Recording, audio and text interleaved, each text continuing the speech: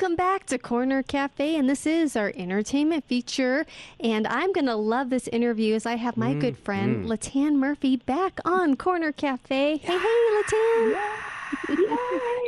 That's our roaring crowd. Well, I just love you, lady. We're good friends, and we talk a lot about business stuff and about our faith. And to have you back, you're just an amazing woman of God and an author. You do so many different things, a radio host, a speaker. You also do classes as well, and we'll talk about that. But we are answering the question during this segment, how do you write a book? And I know that there's a lot of different layers to writing a book. So, LaTan, welcome back to Corner Cafe. Thank you so much. Thank you so much. Well, it's good to have you. And just for our listeners who aren't familiar with your writing, how many books have you written? It's been quite a few. Well, I've written 3 books of my own, but I coach other writers. I've written for national magazines for about 8 to 10 years. Oh, wow. And have been teaching writing classes for many years now, just helping not so much the actual dynamics of writing, but mostly how to put a book together, how to strategize your plan, how to come up with chapter titles and book titles. And it's so interesting because I can do that better for others than myself. Wow. I feel like it's a gift to be able to listen to people and hear the gifts that are buried down inside of them and draw that out and be able to help them come up with a plan that's organized, and then to receive their books in the mail, which is so wonderful after they finish their project. It's just a real joy to help multiply the gospel through others. Yeah, absolutely. Amen. And you have a great blog, too, on your website at latanmurphy.com, too, people can check out. So you're doing a lot of writing on different levels and then teaching. So what's the number one thing that people maybe don't understand as they say, hey, I'm going to write a book, I'd like to be an author. What's the number one thing that you're finding as you talk to people that they need help with?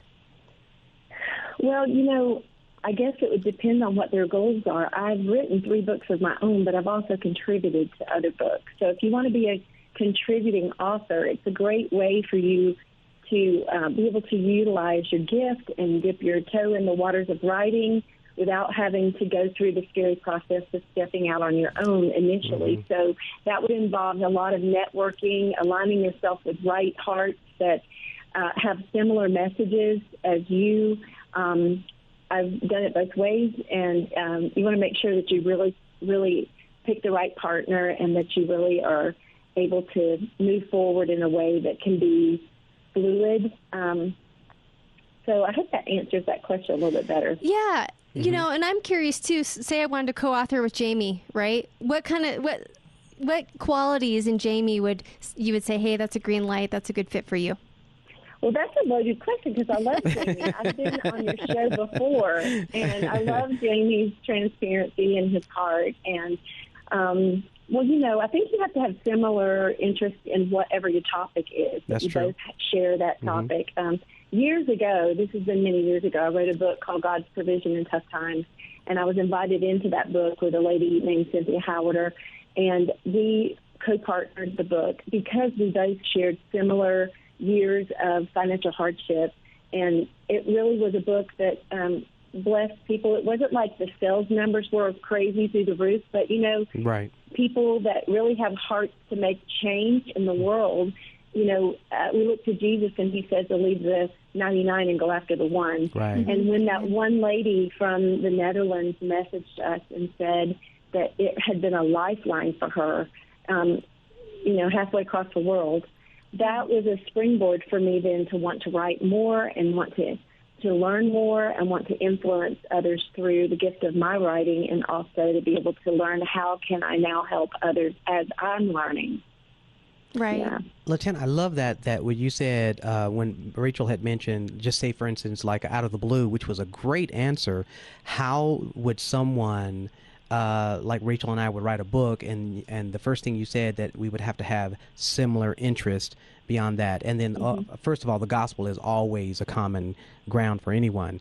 And from that point, you would have to just kind of, swim a little bit to figure out what you want to put in it. Now, I suggest that I don't really have to write anything in the book. I just need my face on the cover. Hey, I would buy it. I bet it would be a bestseller. LaTan, it would be you and me only buying that book. I'm telling you that now. You and me only. That's too I funny. don't believe it. No, but I love that Your because face would sell it. yeah, I hope it would sell something. But you know what? I love your heart. It's because a lot of people in life, they become successful and they do things, and then they never really reach back and help other people or realize they have a gift, because that's also another thing, that you have a gift to be able to pull on other people. It's like a music director, like some good friends of mine, they're music producers.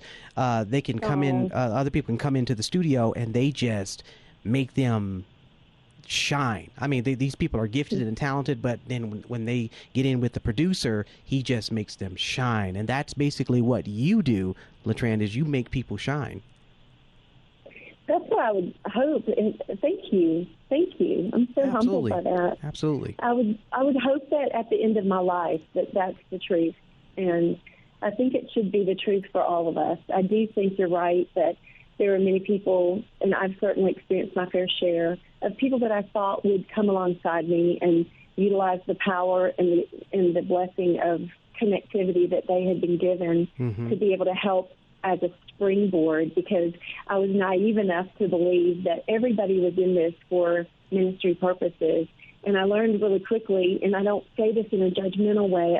I hope that doesn't come across to your listeners in a judgmental way, because I am sure that in my flesh I have not paid enough attention to that one or two people, or maybe 100, that I unknowingly overlooked or failed to support them in the way that they deserved based on my time or circumstances or whatever.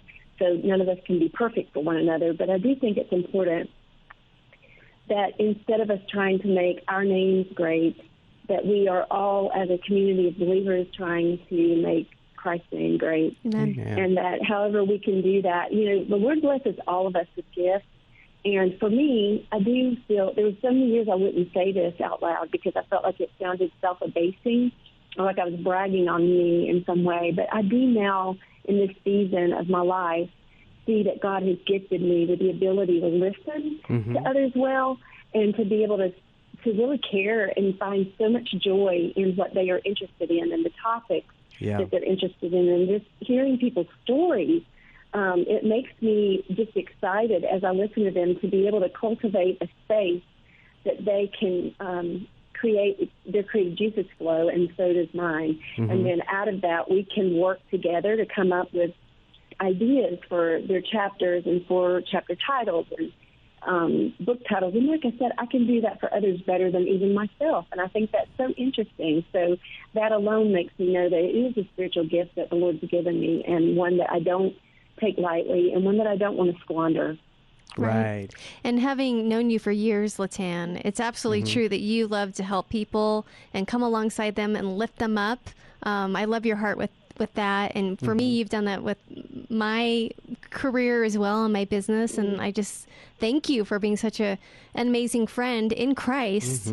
And that is important, that as Christians, we're connecting other people. We're led by the Lord to open doors for others. It's a joy to do. And that's something that you definitely do. And I always say, if you can't brag on yourself, then brag on the Christ that's in you. So that's what you're doing. And I love that. I like that. Well, I know what it is to waste time, and I know what it is to capitalize on time.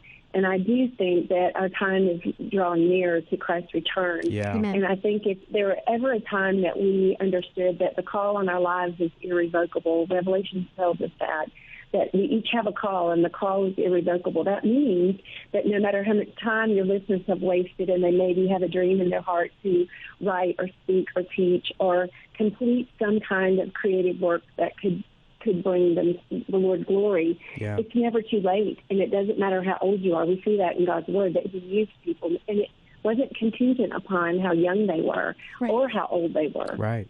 So I just would like to encourage your listeners today to really ask God to help them to look at the timetable of their lives and think about the things that they feel like they've missed out, opportunities they've missed out on, and to know that God's mercies are new every morning. And if there are listeners that want to write a book, and this goes for the two of you as well, the first thing would be to decide what genre you're interested in writing. So if you're interested in, what I mean by genre, for those who don't know, is if you're interested in writing a Christian living book, if you're interested, then you would want to look at, writing at least 45, possibly 50,000 words. And it would be a chapter book, is a Christian living book. And you can write that, pretty fast if you really put your fanny in your desk chair. Right. I know for me, whenever I was signed by Bethany House to write Courageous Women of the Bible, initially the acquisition editor was interested in one. I had pitched it as a Bible study on Deborah, and she came back and said, this is great, but we love the concept, but we want you to write about 11 women of the Bible. Oh, wow. So for me, that was a little bit of a shock, because I basically, from the time the bottom line was signed on the contract and the time that I really got serious about doing all the changes and I'm working on 11 women, I looked at the calendar and I thought, okay, this is how many months I have, this is how many weeks I have, this is how many days I have. How many days a week can I feasibly write without taking away from family, from jobs, from other priorities in my life that are the non-negotiables of my life, non-negotiables. And then I came up with a word count, that knowing the number of words that I would have to write, because my book was a Christian living book. And I divided that by the number of days that I had that I could feasibly write. And I knew that that was a non-negotiable thing, that in order to meet my deadline, I had to write that number of words every day without wavering, without compromise. And I learned really quickly that the best way to do it is just to kind of vomit on the page. Don't get hung up on editing. Just write. Right. Just write. Right. And I remember meeting John Eldridge at a conference one year in Dallas, and he signed a book for me, and he had written inside it, "Consecrate yourself to your writing," because he also knew my agent, and they were friends, and I think my agent's husband worked for him at one point, and he wrote, "Consecrate yourself to your writing." And then I heard him speak on that topic about consecrating yourself, and he said that he would literally get in the floor on his knees in his office and consecrate what he was about to write to God. And so I took that approach with Courageous Women of the Bible. I remembered what he said, and so I could cry, like thinking about what a difference it makes, because I've done it both ways. I have sat in front of the computer wringing my hands, stressed to the max, thinking, I got to write these words, and then I've taken the posture of getting in the floor, of whatever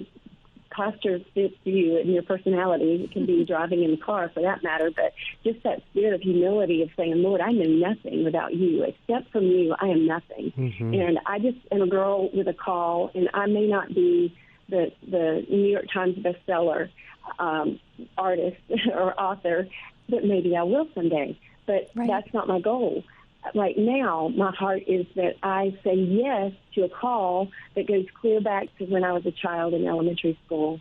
And he honored that. And so it was hard, though. I'll tell you, you have to really be diligent. I had to practice a new kind of discipline because you do have to stay with the word count. And then I gave myself enough time that I had 2 weeks at the end to go back through and do edits and clean up everything, all the mistakes, all the junk that I had just typed out, everything, I pulled out stuff and places that I became too wordy.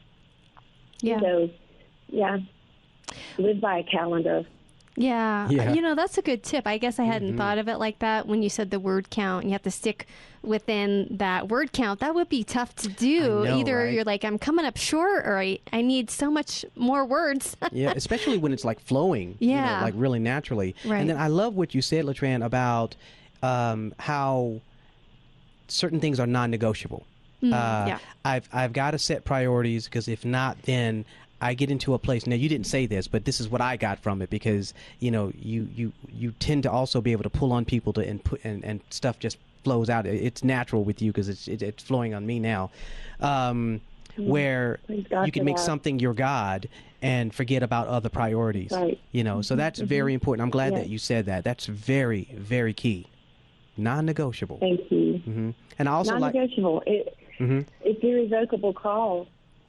It is. And I also like what you said, LaTan. You said don't think about writing, because it's funny, because I have a book that I have been trying to figure out what I'm going to do with for years, and I still can't figure out. I'm like, nah, nobody wants to see that. It's just too many words. I mean, I've got run-on sentences. I've got this. I've got the punctuation is not even correct. I just sat down and wrote. But when you said this one phrase, you said, just vomit on the page. I was like, whoa. Yep. That's deep. Pretty visual, right? Yeah. But, yeah, just let it go. Right? They're hard. Yeah, let it go. And you can go back through then and with rested eyes read what you've written, and just know that the enemy is going to be that voice in your ear that reminds you of how terrible the grammar is, or the punctuation, or whatever. And so then for the writers who say, I'm not strong in those places, then ask God to provide someone for you that can edit. Right. And I certainly have a list of people that I refer people to that are amazing editors. So you don't have to know it all. Right. And we don't have to be it all. We just have to answer to the call and to the holy nudge that won't let it go. And that, for me, was what it was. And for years, I put it off. I wasted so much time. My mother-in-law was dying of cancer, and she came to me and said, I don't have a lot of time. You've always talked about wanting to write a book, and I want to make that happen, and we're going to have to self-publish. And at first, it was like this lump in my throat because I'd heard such negative things about self-publishing, and I didn't want to do that. And then the Lord just really impressed on me that I needed to do this for her, that this was her gift. This is not about me.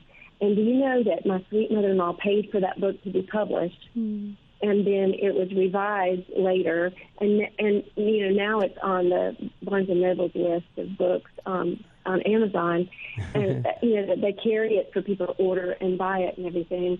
But what I want to say to the listeners here is this: if that book was just for my mother-in-law before she died, if it did what she told me that it did, as I sent her chapters for her to review and edit and give me input, and she said it made her laugh so hard, there's a little book called Becoming a Woman of Interior Elegance, and it was my craziest, most humiliating stories that have ever happened to me. That some of them are hilarious, and I had to humble myself to really open up and put those out there. But I'm so glad I did, because she writes me a letter and says, you don't even know how this has encouraged me through these days that, basically those days must have been very lonely and isolating and scary for her. And if that was the only person that book was for, and if I never became this mega seller in the industry, would that book have made a mark in God's eyes? The Jesus who said, leave the 99 and go after the one. Excellent point. And I say yes, absolutely. Yeah. Absolutely. And that's your heart for sure, LaTan. I love it. And powerful. Just you bless so many lives. So thank you for what you're doing. We're going to have you back as a regular on Corner Cafe to talk more about writing, and hope, too, that someday you'll come to Denver. You do these conferences around the nation, and probably talk of an event, too, in Denver sometime soon, which is exciting. So we'll have you back to talk about that, too. But thank you so much, LaTan. I want to give our website. Again, it's LaTanMurphy.com, LaTanMurphy.com. Check it out. She has some great blogs, and you can connect with her there. Well, I want her just to have her back, just to hear some of those embarrassing stories. I need to hear those. Yes, we need to hear some of those. Yeah. You just need to be ready. Be prepared. Be forewarned. Yeah, I'll bring popcorn. I'm telling you. I'll be ready. I love popcorn. Popcorn's good for every setting. It is. Popcorn's always good. My life is a bowl of popcorn. I love that. Hey, you need to write a book That's on another this. book right there. My life is my life is a popcorn. Bowl of popcorn. Bowl of popcorn. That is salty. It's salty though, right? And it's got the oil on it. Right. I love it. That's awesome. That's a perfect concept. All right. Thank you so much, LaTan. We'll be in you touch. Are absolutely awesome. Yeah. Thank you. All right. Well, we're going to go to a break. Love you. You're amazing. Keep doing what you're doing. Yes. All right. We'll be back.